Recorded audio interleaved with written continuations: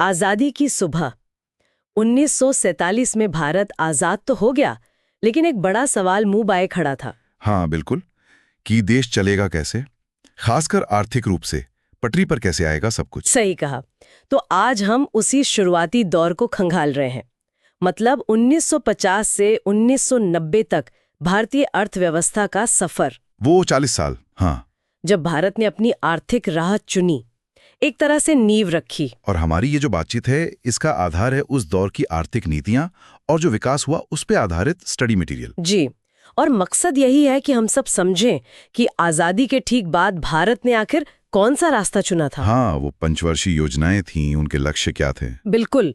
और फिर कृषि में, उद्योग में क्या बड़े बदलाव हुए, क्या कोशिशें हुई। तो चलिए शुरू करते हैं। सबसे पहला सवाल तो यही था आजादी के वक्त कि भाई पूंजीवाद अपनाएं या समाजवाद। हाँ, ये दुविधा थी। नेहरू जी का झुकाव समाजवाद की तरफ तो था, इसमें कोई शक नहीं। पर वो सोवियत संघ वाला मॉडल तो नहीं अपना सकते थे। नहीं, बिल्कुल नहीं, क्योंकि भारत एक लोकतंत्र था। यहाँ वो सिस्टम नहीं चल सकता था जहां सब कुछ सरकार का हो। तो फिर हल क्या निकला? हल निकला मिश्रित अर्थव्यवस्था में, मिक्स्ड इकोनॉमी जिसे कहते हैं। अच्छा, यानी बीच का रास्ता। हाँ, एक तरह से। मतलब एक मजबूत पब्लिक सेक्टर तो रहेगा, सरकारी कंपनियां रहेंगी, लेकिन साथ में प्राइवेट प्रॉपर्टी का अधिकार भी रहेगा। और लोकतंत्र तो खैर था ही। तो सरकार और बाजार दोनों का रोल तय हुआ। बिल्कुल। और इसी सोच के तहत आपको याद होगा 1950 में योजना आयोग बना, प्लानिंग कमीशन। हाँ हाँ, और फिर शुरू हुई पंचवर्षीय योजनाएं, 5 ईयर प्लान्स। जी। तो इन पंचवर्षीय योजनाओं के जो मुख्य लक्ष्य थे वो क्या थे, मतलब किन बातों पर फोकस था? देखिए, मोटे तौर पर 4 मुख्य लक्ष्य या स्तंभ कह सकते हैं हम। अच्छा। पहला, समृद्धि, ग्रोथ, यानी देश की जो उत्पादन क्षमता है, गुड्स एंड सर्विसेज बनाने की कैपेसिटी, उसे बढ़ाना, जिसको हम अक्सर जीडीपी ग्रोथ नापते हैं। ठीक है, ग्रोथ। और दूसरा था आधुनिकीकरण, मॉडर्नाइजेशन। इसका मतलब सिर्फ नई टेक्नोलॉजी अपनाना ही नहीं था। अच्छा, और क्या था इसमें?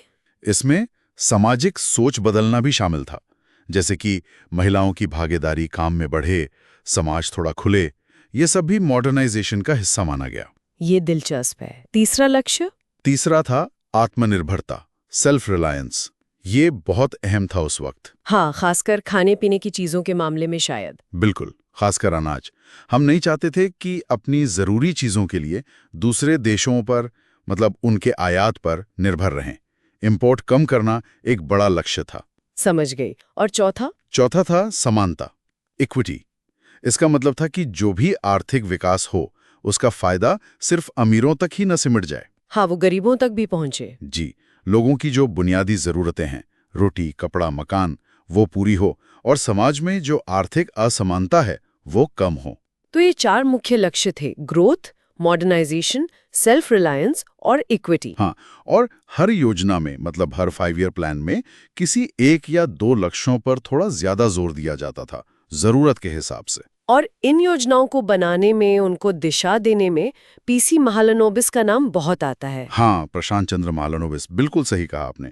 वो एक महान सांख्यिकीविद थे, स्टैटिशियन। और उन्होंने आईएसआई की भी स्थापना की थी, इंडियन स्टैटिस्टिकल इंस्टीट्यूट। जी हाँ, आईएसआई के संस्थापक थे वो। और उन्हें खासकर जो दूसरी पंचवर्षीय योजना थी, उसका प्रमुख वास्तुकार, मतलब चीफ आर्किटेक्ट माना जाता है। अच्छा। और एक बात और है उनके बारे में, भले ही उनका झुकाव समाजवाद की तरफ था, लेकिन वो आलोचना सुनने को भी तैयार रहते थे। ये दिखाता है कि शुरुआती योजना प्रक्रिया में, मतलब अलग अलग विचारों के लिए भी थोड़ी जगह थी। ऐसा नहीं कि बस एक ही ढर्रे पे सब चल रहा था। ये तो अच्छी बात है। चलिए अब कृषि क्षेत्र पर आते हैं। आजादी के समय तो हालत बहुत खराब थी खेती की। अब बहुत पिछड़ी हुई थी, पुरानी तकनीक, वो जमींदारी प्रथा का बोझ, उत्पादकता बहुत कम थी। हमें अमेरिका से अनाज मंगवाना पड़ता था, सोचिए। हाँ, PL 480 वाला दौर। तो सुधार के लिए क्या किया गया? भूमि सुधारों की बात होती है। हाँ, लैंड रिफॉर्म्स बहुत जरूरी थे। सबसे पहला और बड़ा कदम था जो बिचौलिए थे, इंटरमीडियरीज, जैसे जमींदार, जागीरदार, उनको हटाना। अच्छा, अबॉलिशन ऑफ इंटरमीडियरीज। बिल्कुल। मकसद ये था कि जमीन जो असल में जोत रहा है, जो किसान है, टिलर, वही उसका मालिक बने, ताकि वो उसमें फिर निवेश करे, सुधार करे। सही बात। और ऐसा अनुमान है कि इससे करीब 200 लाख काश्तकारों को, मतलब टेनेंट्स को, जमीन पर मालिकाना हक मिला या सीधा फायदा पहुंचा। 200 लाख, ये तो बहुत बड़ा नंबर है। हाँ, बहुत बड़ा। दूसरा अहम कदम था भूमि हदबंदी, लैंड सीलिंग। इसका क्या मतलब था? इसका मतलब था कि एक व्यक्ति या परिवार अधिकतम कितनी जमीन अपने पास रख सकता है, उसकी एक सीमा तय कर दी गई। उससे ज्यादा जमीन सरकार लेकर भूमिहीनों में बांट देगी। ये विचार था। लेकिन क्या ये सुधार पूरी तरह लागू हो पाए? सुनने में आता है कि काफी दिक्कतें आई थीं। हाँ, दिक्कतें तो बहुत आईं, निश्चित रूप से। बिल्कुल। एक तो कानूनों में ही कई कमियां छोड़ दी गई थी, लूपहोल्स थे। जिनका फायदा उठाया गया। बिल्कुल, बड़े जमींदारों ने उनका खूब फायदा उठाया, कोर्ट में केस कर दिए, सालों तक मामले लटके रहे। अच्छा। और फिर वो बेनामी रजिस्ट्री का चक्कर चला, मतलब अपनी जमीन रिश्तेदारों, नौकरों, यहाँ तक कि जानवरों के नाम पर दिखा दी ताकि सीलिंग से बच जाएं। अरे बाप रे, तो फिर ये सफल कहाँ हुए? देखिए, पूरी तरह विफल तो नहीं कह सकते, लेकिन सफलता मिलीजुली रही। केरल और पश्चिम बंगाल जैसे राज्यों में ये ज्यादा सफल रहे। वहाँ क्यों? क्योंकि शायद वहाँ की राज्य सरकारें इन सुधारों को लेकर ज्यादा प्रतिबद्ध थीं, उनकी राजनीतिक इच्छा शक्ति ज्यादा थी। समझ गया। खैर, भूमि सुधारों के साथ साथ एक और बड़ी चीज हुई कृषि में, हरित क्रांति, ग्रीन रेवोल्यूशन। हाँ, हरित क्रांति, ये एक बहुत बड़ा मोड़ था भारतीय कृषि के इतिहास में। इसका मकसद क्या था साफ तौर पर? मकसद बिल्कुल साफ था, देश को खाद्य उत्पादन में, खासकर अनाज में, आत्मनिर्भर बनाना। जो कमी थी उसे पूरा करना, बल्कि सरप्लस पैदा करना। और ये हुआ कैसे? तरीका क्या था? तरीका था नई टेक्नोलॉजी का इस्तेमाल। इसमें सबसे अहम थे HYV बीज, हाई यील्डिंग वैरायटी सीड्स। अच्छा, ज्यादा उपज देने वाले बीज। हाँ, खासकर गेहूं और चावल के। लेकिन सिर्फ बीज काफी नहीं थे, इनके साथ चाहिए था सही मात्रा में उर्वरक यानी फर्टिलाइजर, कीटनाशक यानी पेस्टिसाइड्स, और सबसे जरूरी पानी की पक्की व्यवस्था यानी सिंचाई, इरिगेशन। तो ये पूरा पैकेज था एक तरह से। बिल्कुल, बीज, खाद, पानी, कीटनाशक, इन सब का सही कॉम्बिनेशन। और इसका असर कब दिखना शुरू हुआ? इसका पहला चरण मानते हैं मध्य 1960 से लेकर मध्य 1970 तक। इस दौरान इसका असर कुछ खास राज्यों में ज्यादा दिखा। जैसे पंजाब, हरियाणा, पश्चिमी उत्तर प्रदेश, आंध्र प्रदेश, तमिलनाडु। और शुरुआत में गेहूं की फसल पर इसका असर सबसे ज्यादा हुआ। अच्छा, पहले गेहूं पर फोकस था। हाँ, फिर आया दूसरा चरण मध्य 1970 से मध्य 1980 तक। तब तक ये टेक्नोलॉजी और ज्यादा राज्यों और दूसरी फसलों जैसे चावल तक भी फैली। तो इसके फायदे तो जाहिर है, देश खाने के मामले में आत्मनिर्भर हो गया। हाँ, सबसे बड़ा फायदा तो यही था, खाद्य आत्मनिर्भरता, सेल्फ सफिशिएंसी। हम अनाज आयात करने की जगह निर्यात करने की सोचने लगे। और क्या फायदे हुए? किसानों के पास बेचने के लिए ज्यादा अनाज बचने लगा, जिसे कहते हैं मार्केटेबल सरप्लस। इससे बाजार में अनाज की सप्लाई बढ़ी तो कीमतें भी थोड़ी कंट्रोल में आईं या कम हुई। आम आदमी के लिए राहत हुई होगी। हाँ, और सरकार भी किसानों से अनाज खरीदकर बफर स्टॉक बनाने लगी ताकि कभी सूखा पड़े या फसल खराब हो तो देश में अनाज की कमी ना हो। ये तो बहुत अहम कहा, लेकिन क्या इसकी कुछ चिंताएं या आलोचनाएं भी थीं? हाँ, चिंताएं थीं। एक बड़ा डर ये जताया गया कि इस नई महंगी टेक्नोलॉजी का फायदा कहीं सिर्फ बड़े और अमीर किसान ही ना उठा लें और छोटे किसान पीछे रह जाएं। बिल्कुल, क्योंकि उनके पास ना उतना पैसा था, ना शायद उतनी जानकारी। दूसरी चिंता ये थी कि ये जो HYV फसलें थीं, इन पर कीड़े लगने का खतरा ज्यादा था। तो छोटे किसानों की मदद के लिए क्या किया गया? सरकार ने कोशिश की, छोटे किसानों को कम ब्याज पर लोन दिए गए ताकि वो बीज, खाद वगैरह खरीद सके। अच्छा। और उर्वरकों पर सब्सिडी दी गई ताकि वो सस्ते मिले। सरकार का तर्क था कि ये मदद जरूरी है ताकि हरित क्रांति का फायदा छोटे किसानों तक भी पहुंचे और असमानता ना बढ़े। तो सरकार की मदद से छोटे किसान भी इसका लाभ उठा पाए? हाँ, काफी हद तक। ऐसा नहीं कह सकते कि बिल्कुल नहीं उठा पाए। सरकार के हस्तक्षेप से ये सुनिश्चित हुआ कि हरित क्रांति सिर्फ अमीरों की क्रांति बनकर ना रह जाए। लेकिन ये जो सब्सिडी की बात है, उर्वरक सब्सिडी, इस पर तो आज भी कितनी बहस होती है। सही बात है, ये बहस बहुत पुरानी है। शुरुआत में जब ये सब्सिडी दी गई तो तर्क ये था कि ये किसानों को नई टेक्नोलॉजी अपनाने के लिए प्रोत्साहित करने को जरूरी है, एक तरह का इंसेंटिव था। हाँ, उस समय शायद जरूरी भी रहा हो। हाँ, लेकिन अब जो आलोचक हैं वो कहते हैं कि भाई अब तो टेक्नोलॉजी सब अपना चुके हैं, अब इसकी क्या जरूरत है? उनका क्या तर्क है? वो कहते हैं कि ये अब सरकारी खजाने पर बहुत बड़ा बोझ बन गई है और इसका असली फायदा किसानों को कम बल्कि बड़ी बड़ी उर्वरक बनाने वाली कंपनियों को ज्यादा होता है। अच्छा, और अमीर किसानों को भी फायदा होता होगा? हाँ, ये भी तर्क है कि सब्सिडी का बड़ा हिस्सा अमीर किसानों के पास जाता है। गरीब और छोटे किसानों को उतना लाभ नहीं मिलता। लेकिन जो इसके पक्ष में है वो क्या कहते हैं? वो कहते हैं कि भाई भारत में खेती आज भी बहुत जोखिम भरा काम है। मौसम की मार, बाजार का उतार चढ़ाव। सही बात है। तो ऐसे में गरीब किसानों को मदद की जरूरत अभी भी है।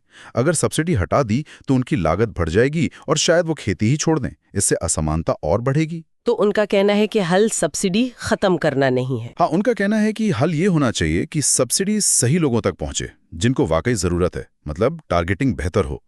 खैर, ये बहस तो चलती रहेगी। बिल्कुल। अच्छा, एक और अहम बात पर आते हैं। जी आपने कहा कृषि उत्पादन बहुत बढ़ा हरित क्रांति से, जी। लेकिन इसके बावजूद 1990 आते आते भी देश की लगभग 65% आबादी कृषि पर ही निर्भर थी। ऐसा क्यों? हाँ, ये एक बहुत बड़ी चुनौती थी और है भी। देखिए, कृषि में उत्पादकता तो बढ़ी, मतलब पहले जितने लोग मिलकर जितना अनाज उगाते थे, अब उतने ही लोग उससे कई ज्यादा उगाने लगे। हाँ। लेकिन जो अतिरिक्त लोग थे कृषि में, उनको खपाने के लिए, उनको रोजगार देने के लिए दूसरे सेक्टर यानी उद्योग और सेवा क्षेत्र उतनी तेजी से नहीं बढ़े। अच्छा, मतलब इंडस्ट्री और सर्विस सेक्टर उतने जॉब्स नहीं पैदा कर पाए। सही कहा, वो उतने रोजगार नहीं दे पाए जितनी जरूरत थी, इसलिए कृषि पर निर्भरता बनी रही। तो अब उद्योग और व्यापार की बात करते हैं। उद्योग तो किसी भी अर्थव्यवस्था के लिए बहुत जरूरी माने जाते हैं। हाँ बिल्कुल, क्योंकि उद्योगी हैं जो स्थायी रोजगार दे सकते हैं, जो मॉडर्नाइजेशन लाते हैं, जिनसे देश की समृद्धि बढ़ती है। कृषि में एक सीमा के बाद ग्रोथ धीमी हो जाती है। लेकिन आजादी के बाद भारत ने उद्योगों के विकास के लिए पब्लिक सेक्टर यानी सरकारी कंपनियों पर ज्यादा भरोसा क्यों किया, प्राइवेट सेक्टर पर क्यों नहीं? इसके कई कारण थे। एक तो आजादी के समय जो भारत के निजी उद्योगपति थे, टाटा, बिरला वगैरह, उनके पास इतना पैसा, मतलब इतनी कैपिटल नहीं थी कि वो स्टील प्लांट, भारी मशीनरी जैसे बड़े बड़े प्रोजेक्ट्स में निवेश कर सकें। अच्छा, पूंजी की कमी थी। हाँ, और सिर्फ पूंजी ही नहीं, उतना बड़ा बाजार भी नहीं था देश में उस वक्त कि वो इतना बड़ा रिस्क लेते। और दूसरा कारण था वो समाजवादी झुकाव, जिसके बारे में हमने शुरू में बात की थी। सरकार मानती थी कि अर्थव्यवस्था की जो कमांडिंग हाइट्स हैं, मतलब जो सबसे जरूरी और बुनियादी उद्योग हैं, उन पर सरकार का नियंत्रण होना चाहिए, ताकि विकास की दिशा सरकार तय कर सके। बिल्कुल, और मुनाफाखोरी पर भी लगाम रहे, ये भी एक सोच थी।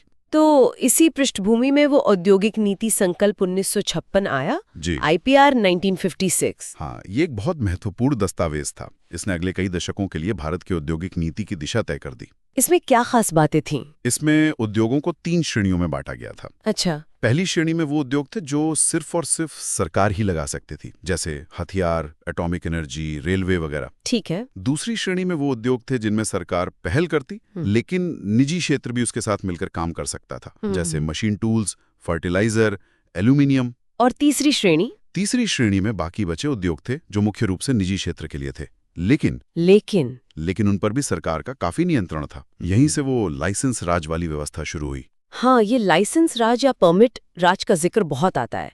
ये था क्या असल में? प्रोडक्ट बनाना शुरू करना है तो उसे हर चीज के लिए सरकार से लाइसेंस लेना पड़ता था। बिना लाइसेंस के कुछ नहीं।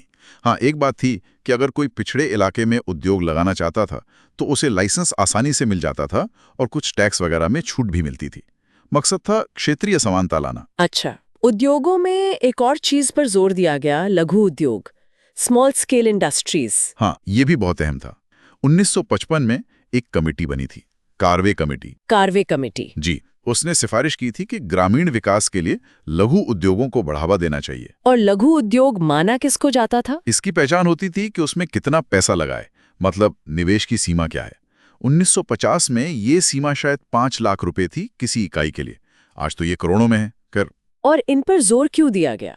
क्योंकि ये श्रम प्रधान होते हैं, लेबर इंटेंसिव, मतलब इनमें पूंजी कम लगती है और लोग ज्यादा लगते हैं, तो इनसे रोजगार ज्यादा पैदा होता है, जो भारत जैसी बड़ी आबादी वाले देश के लिए बहुत जरूरी था। हाँ, ये तो है। और इनको बड़ी कंपनियों की प्रतिस्पर्धा से बचाने के लिए सरकार ने कुछ खास उपाय भी किए। जैसे कुछ उत्पाद, कुछ प्रोडक्ट्स सिर्फ लघु उद्योग ही बना सकते थे, बड़ी कंपनियां नहीं।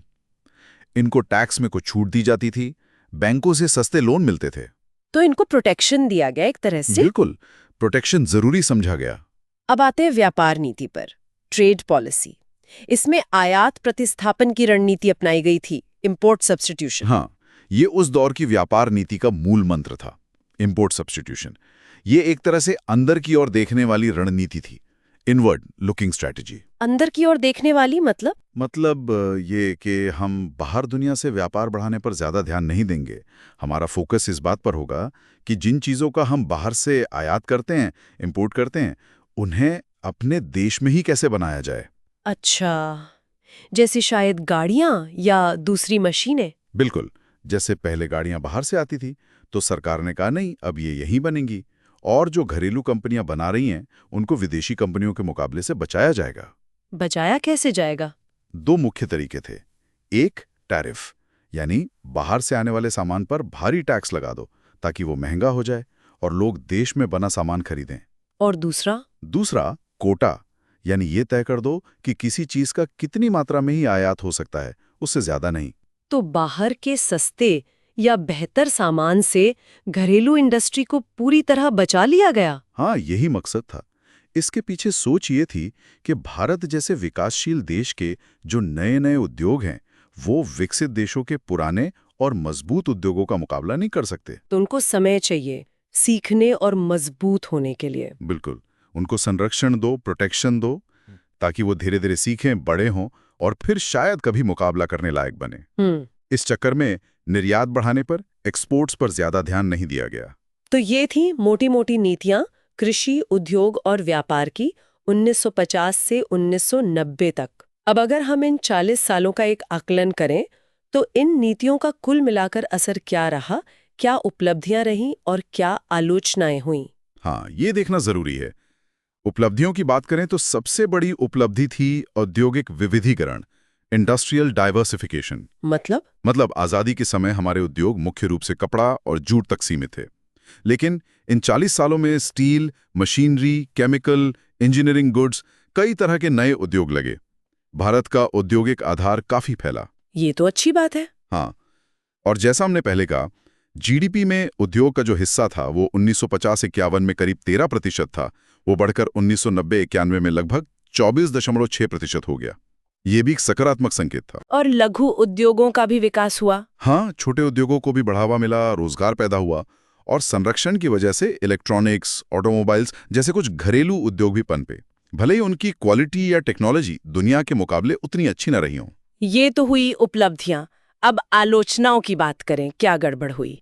आलोचनाएं भी कम नहीं है। सबसे बड़ी आलोचना होती है पब्लिक सेक्टर की अकुशलता की। अच्छा, सरकारी कंपनियों की। हाँ, बहुत सारी सरकारी कंपनियां भारी घाटे में चलने लगीं।